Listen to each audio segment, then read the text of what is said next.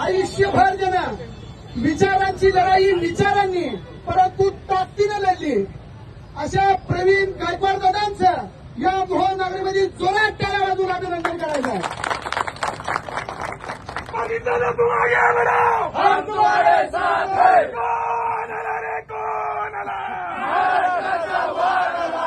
अल्पट्या लोकांनी हा जो भ्याड हल्ला आमच्या वाघावर केलाय तो वाघ त्याला वेळीच उत्तर देईल, पण त्या पलपुट्याला एकदा इथं मोहमध्ये येऊन बघ म्हणा। 18 पगार जातीचा प्रत्येक माणूस माझी माय मावली या ठिकाणी या महाराष्ट्राच्या पुरोगामी विचारांच्या वाघाला जो आजपर्यंत टरकाळा फोडत आलाय, आजपर्यंत त्याच्या टरकाळ्यांनी हे शासन आणि ही प्रतिगामी विचारांची पिलावळ टरकून होती। आणि दादा आजचा हल्ला हा जाणीवपूर्वक झालाय। तुम्हाला ज्यावेळेस विचारांनी विरोध करायची त्यांची ताकद संपली आहे त्यावेळेस तुमच्यावर हा भ्याड हल्ला झालाय।